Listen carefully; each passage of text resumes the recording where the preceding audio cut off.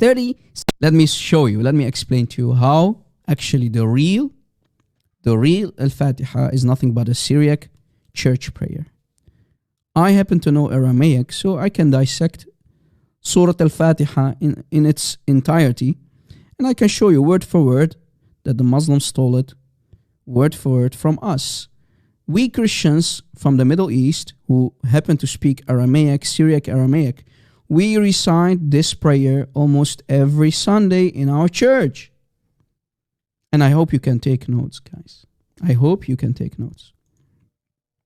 Here in front of you, guys, take a screenshot for the love of God. On the right, in the Arabic, you see Surah Al-Fatiha. On the right, you can see Surah Al-Fatiha, which contains 1, 2, 3, 4, 5, 6, 7 ayahs, right? And in the last part, the Muslims repeat the curses on the Jews and the Christians, right? Right? The first people are the Jews that Allah cursed, and the Christians. Al-Dhalin are the Christians, and the first people are the Yahud, the Jews. So when Muslims repeat Surah Al-Fatiha, they bring the curses down of Allah on the Jews and the Christians. Right? It says here, صراط الذين أنعمت عليهم غير المغضوب عليهم ولا الضالين, meaning the curses on the Jews and the Christians. So when Muslims recite Surah Al-Fatiha, they recite the curses of Allah in their 5 daily prayers. Guys, again, this is Surah Al-Fatiha, chapter 1 of the Quran, right? And here on the left, you see the Syriac church prayer, right, guys? On the left, you see the Syriac church prayer. Now, most of you don't know Syriac, so I have to translate for you. I have to show you how Surah Al-Fatiha, word for word, is stolen from our Syriac church prayer. Word for word. Let me show you. Here in the bottom, I put for you, plagiarized from a well-known Syriac church prayer. So Surah Al-Fatiha, guys, is plagiarized from a well-known Syriac church prayer, an Aramaic Syriac church prayer. And guys, this church prayer existed 3 centuries at least before Muhammad was even born. Remember, the Syriac language is an Aramaic dialect, right, guys? It's basically an Aramaic language, but it's a dialect, a newer dialect. For example, the English that we speak now, right? The English that we speak now is not the same English that people spoke, let's say, 400 years ago, 500 years ago, right? I don't know how old the English language is. But it's a different dialect, a different kind of language, right? You have many words that people don't use anymore, for example. It's a different language, right? So the Syriac language is an Aramaic dialect that started basically, let's say, in the late 3rd century, in the beginning of the 4th century. That's 3 centuries before Muhammad was born. This Syriac church prayer here on the left, we already were reciting it before Muhammad was born, 3 centuries ahead of his time. And Muhammad, of course, is a joke, nothing but plagiarizing Syriac church prayers. And the proof I'm about to show you. Let us start with ayah number 1 of the Quran, chapter 1, Surah Al-Fatiha, ayah 1. Look, guys, the first couple of words in Surah Al-Fatiha is Aramaic. Watch. Here it says Al-Syrianiya, the Syriac Al-Fatiha. Al-Fatiha Al-Syrianiya, the Syriac Al-Fatiha. I put it here in translation for you.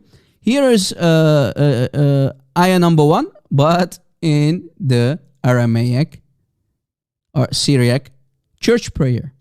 It says here, B'Shem Allahu. Listen carefully, guys. B'Shem Allahu. Allahu means God. B'Shem Allahu, in the name of God, Rahman Rahim. Do you hear it? B'Shem Allahu Rahman Rahim. The Arabic in the Quran, in Al-Fatiha says, Bismillah ar-Rahman Rahim. Do you hear it? B'Shem Allahu, Aramaic Syriac, B'Shem Allahu, Rahman Rahim. Word for word. Word for word, plagiarized from the Syriac church prayer. This is the Syriac, here guys in the middle, you see the Syriac church prayer. B'Shem Allahu, Rahman Rahim. And the meaning is, in the name of the beloved God, guys, in Aramaic, in Syriac, God is Allahu, meaning in Hebrew, Elohim, right? Elohim. Allahu means Elohim in Hebrew, but this is the Syriac Aramaic language. Word for word, copy paste. Do you see, when you copy paste from church prayers, you'll cause a disaster for yourself? Do you see how when Muhammad had access to these books, and we showed you in the beginning, guys, that Muhammad had access to many church prayers, including this one, many Syriac books, because he was working for Khadija, he was a merchant, and he could plagiarize from all these books, right? Let us go back. So, again, the very first sentence of the Syriac church prayer already explains that Al-Fatihah is stolen. In the name of the beloved God, Allahu. B'Shem Allahu, Rahman Rahim. B'Shem Allahu, Rahman Rahim. Ayah number 2. Nothing but a Syriac church prayer, the same church prayer. Look. Hamdu li Allahu Rabb al-Alamin. Alhamdulillah Rabb al-Alamin. That's what the Arabic in Ayah 2 says. Hamdu li Allahu Rabb al-Alamin. All praise to God, Lord of the universe. Copy, paste. I mean, when you're going to steal, at least change a couple of things, man. So it does not become obvious. At least change something.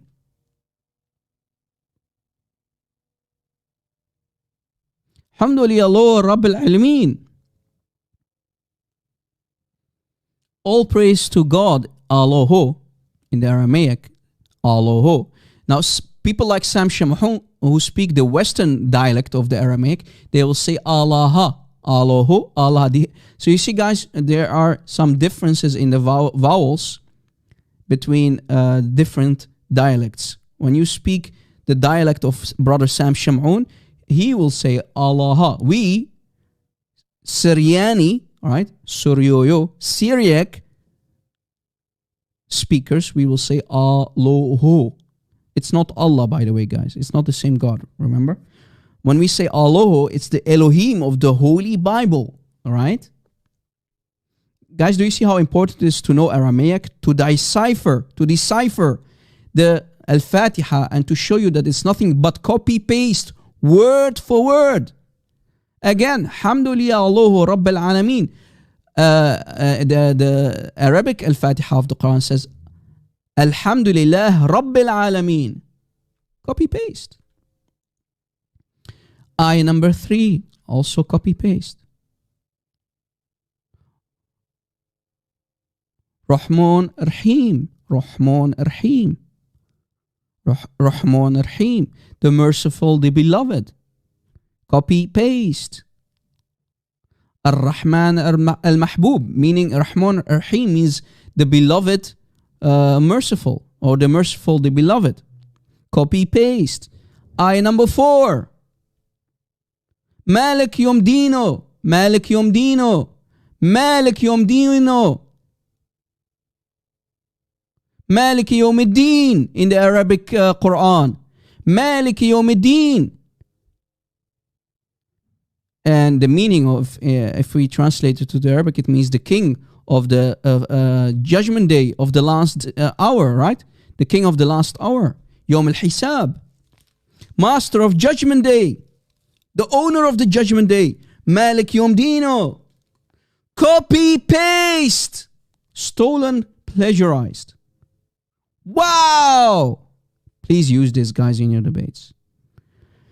Guys, we are already 4 ayahs ahead, and we see nothing but copy-paste plagiarization by Muhammad and his thieves. Bunch of thieves stealing our Syriac church prayer. You see here, this is the Syriac, right, guys? Malik Yom Dino. Malika Yawmiddin in the fatihah of the Muslims. Church prayer is nothing but a church prayer, man. You bunch of thieves. Bunch of thieves. You see how the Muslims are nothing but bunch of thieves? How Muhammad and his thugs are nothing but bunch of thieves. They were not only caravan robbers, but they also stole our Syriac church prayers. Copy paste, word for word. Ayah number 5. From the Syriac church prayer. Echo at Na'bid, meaning we worship you wherever you are. Here it's a little bit different, because if we go to Ayah 5, the meaning is a little bit, because Muhammad tried, right, to not be busted, but here it says Echo at Na'bid. We worship you wherever you are. And the final part of the ayah makes it even more clear. O Echo at Naim. And wherever you are, we ask for your help. These are the Christians who are reciting this, right, guys? These are Christians like you and me. Until today, we recite this Syriac, Aramaic church prayer in our churches. Ayah number 6.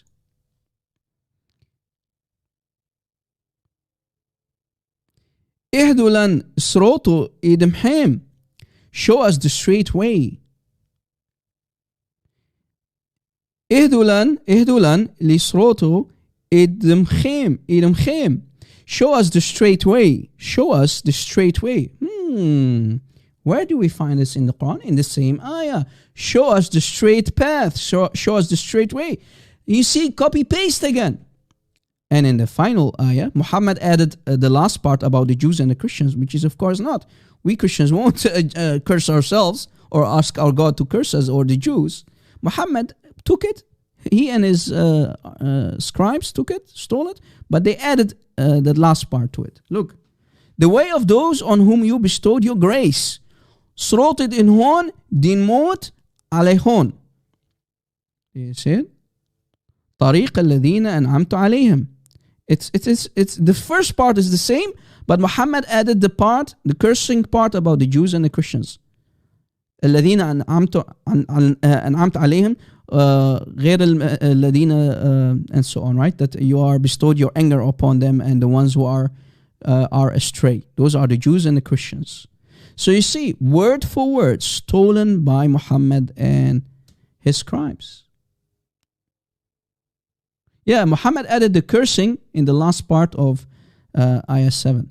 So if we put it again on the screen here, this is the Syriac Aramaic prayer, and I put here the transliteration for the Muslims who are interested to know how Muhammad and his scribes, his thieves, stole this Aramaic language. And for the people who joined much too late, remember, Muhammad had access to books that were used to be in the Syriac language. Muhammad was a merchant working for Khadija, and he received many such books, and he used to ask Zayd ibn Thabit. We talked about it. Let me talk about it again for the people that joined. Muhammad commanded Zayd ibn Thabit, the same guy who collected the Quran. Muhammad asked him, do you know Syriac well? Do you know the Syriac language well? Why? Muhammad continues saying, I am receiving many books in the Syriac language. So Zayd, his response is, no, I don't know Syriac. Then Muhammad said, learn it. So he commanded Zayd ibn Thabit to learn the Syriac language. And we know now why. The puzzle pieces are starting to fit their right places. Because he needed Zayd ibn Thabit to steal and plagiarize and make it Quran. You see it? And then Zayd said, I learned the Syriac language in only 17 days. So Muhammad had a hidden agenda, stealing all these Christian prayers and stealing all the information from the Bible and make it Quran. Now guys, do you have no idea how Muhammad used to steal legend stories? Remember, Muhammad commanded Zayd to also learn the Hebrew language, and he said that he learned it within 2 weeks, or even less than 2 weeks. If you go to the report here, right? You see, Muhammad used to receive books from the Yahud, from the Jews, right? Muhammad used to get books. Look, it says here, I used to receive books from the Yahud, from the Jews, the books from the Jews. So he commanded Zayd to learn Hebrew. Not only Hebrew, but also al-lugha Syrianiya. Muhammad is asking Zayd, Ya Zayd, do you know al-lugha Syrianiya? Do you know the Syriac language? He says, no, because I, Muhammad, receive books in the Syriac language. And I gave you the translation. Is there any Muslim? This is really disaster. Please provide source. I mean, what is this, you idiot? This is our church prayer here in the Syriac. It's our church prayer. If you go to a Syriac church, you will find this prayer in the Syriac books. Okay? We even have the books. This is a copy of the book, right? Copy of the church hymn, right? When you recite the prayers in the church, this is the copy of the page.